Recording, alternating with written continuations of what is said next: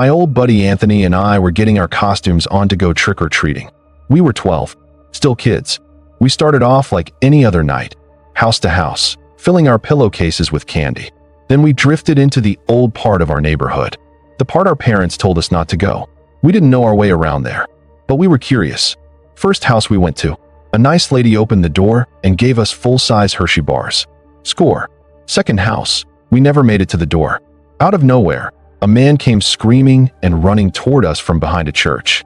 At first, we laughed. It's Halloween, right? It had to be a prank.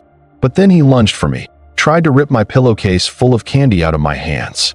Anthony swung his own pillowcase at him. We'd collected a ton of candy already, so that hit had to hurt. The man let go and ran off. We were left standing there, shocked, confused.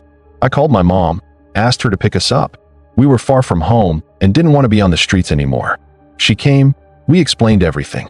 It sounded so ridiculous, even she almost didn't believe us. We got home around 10 p.m. Finally, we could breathe.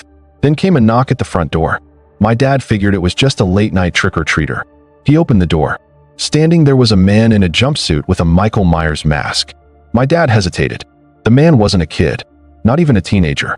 He was built like an adult. But my dad gave him candy anyway and shut the door. Anthony and I were sitting on the couch.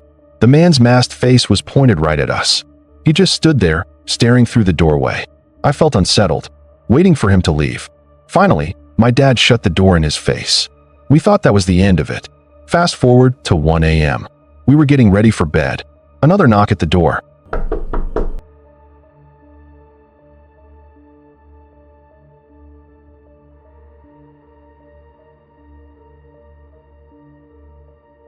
This late at night, there was no way I was opening it. I told my dad. He said, just ignore it. Anthony and I went upstairs, turned on a movie. Then Anthony said, mute the TV. I did, and I heard it too. Leaves crackling in the backyard. I looked out the window, and there he was, the man in the Michael Myers costume, sitting on our swing set, swinging back and forth, staring right into my bedroom window. My heart jumped into my throat. It was like he was purposely recreating a horror movie. I bolted into my dad's room, told him what I saw. He looked outside, no one there. Then came a knock at the back door. My dad went downstairs. No one there either. This man was toying with us, harassing us, playing some twisted Halloween game. But then my mom screamed. The man in the Michael Myers costume was standing at the end of my mom's bed, just staring at her. My dad shouted at us to run and call the police. Anthony and I bolted downstairs, grabbed the phone, and dialed 911. I told the operator, a man dressed as Michael Myers broke into our house. She asked if everyone was okay. I said he's upstairs. My dad's with him. Please send cops now. She told me to stay on the line. Police were on their way. From upstairs, we heard my dad scream. Then the sound of our sliding window being forced open. Anthony and I ran upstairs. My mom and dad were on the floor. My mom was crying. My dad's nose was bleeding. He said the man jumped out the window. When the police arrived, we told them everything. They swept the property inside and out. Took about 20 minutes. The place was clear. No one there. That was my last year trick-or-treating. For good reason. I still wonder, was the man who tried to steal my candy the same man in the Michael Myers costume? I regret leaving that part out when we told the police, and I still get chills thinking about it.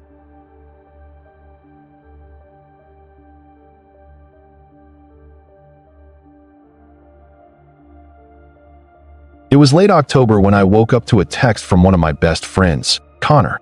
He wanted me to come to his house later. It was a Saturday afternoon, and back then, in high school, I spent most weekends with my friends.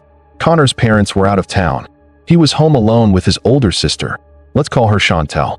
She was supposed to be watching him for the weekend, which told me one thing. He was asking me to come over and party again. I didn't have any responsibilities that day, so I agreed.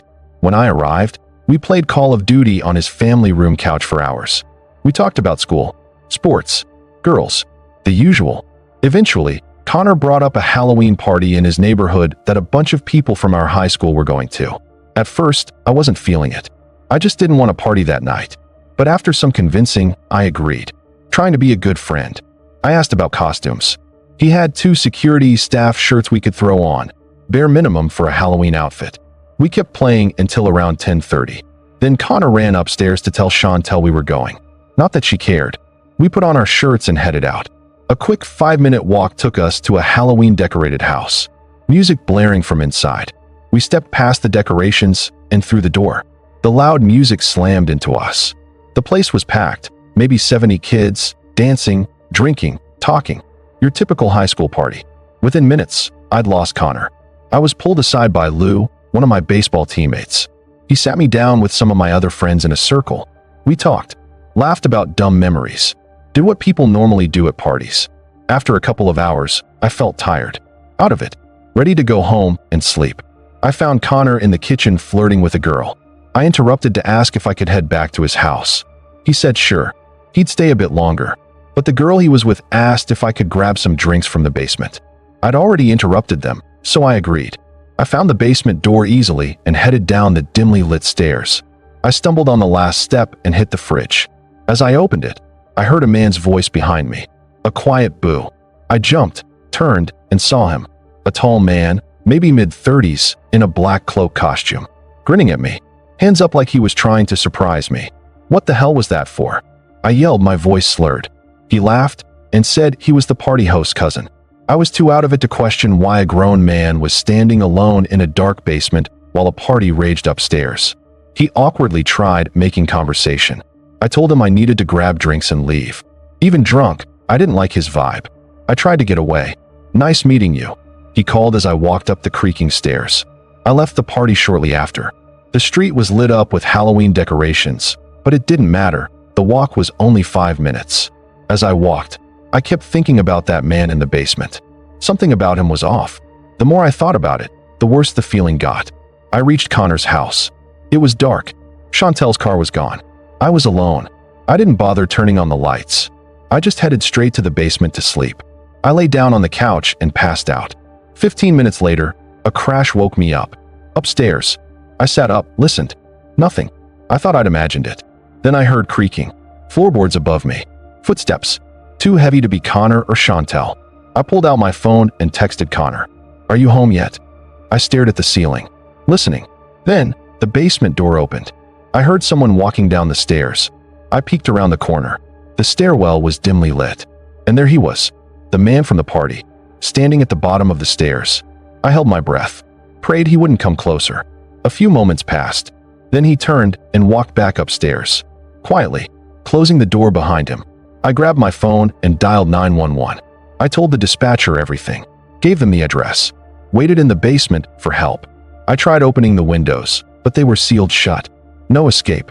The basement door, the one he'd been standing by, was my only exit. Eventually, the cops arrived. They arrested him. He was still in the house. They found him hiding under Chantel's bed.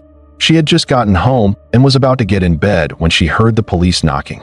I still don't know what his intentions were, but clearly, he'd followed me home. The cops later reviewed a neighbor's security footage. They saw him following me after I left the party. He lost sight of me as I turned into the cul-de-sac. But he spotted Chantel coming home, watched her get out of her car, and then broke in through the back door. Always be alert. Always watch your surroundings, because you never know who might be watching you.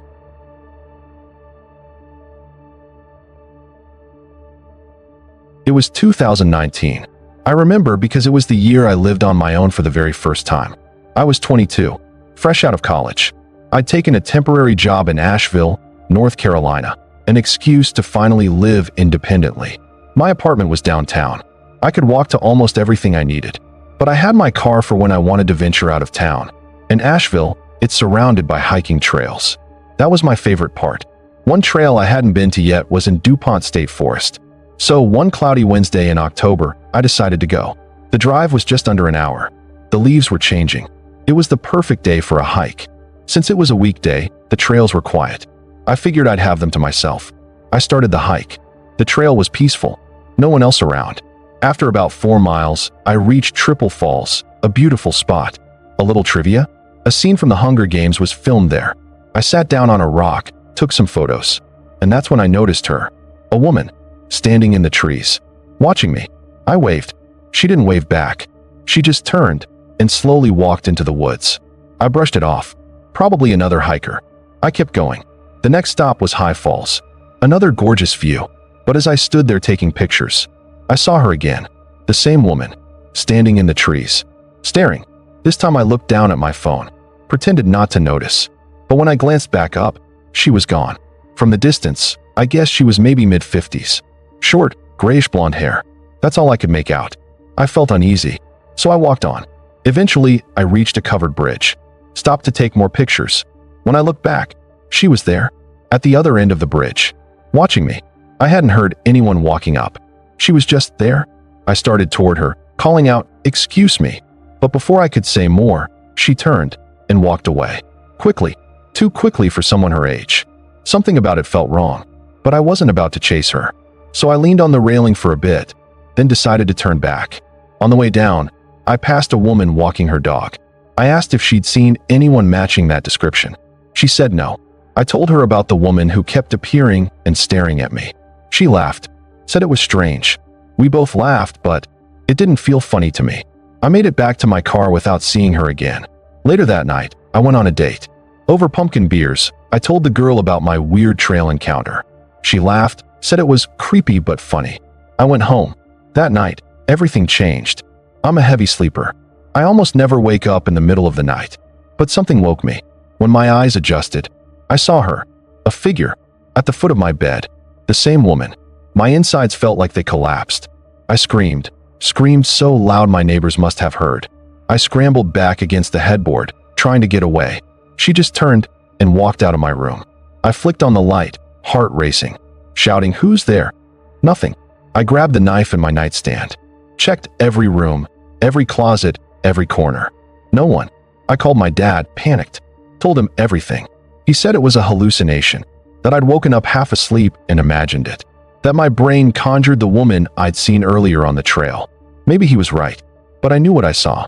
That night, I barricaded my bedroom door with my dresser. 2 days later, I got a call from my mom. Her sister in Germany had died. I'd never met her. She hadn't left Germany in over 25 years. When my mom returned from the funeral, she showed me the prayer card, a photo of my aunt, and my stomach dropped, because it was her, the woman from the trail, the figure at the foot of my bed. Identical. I had told my dad about seeing her, before we even knew she was dead. I was raised Catholic, never that religious. But this made me question everything.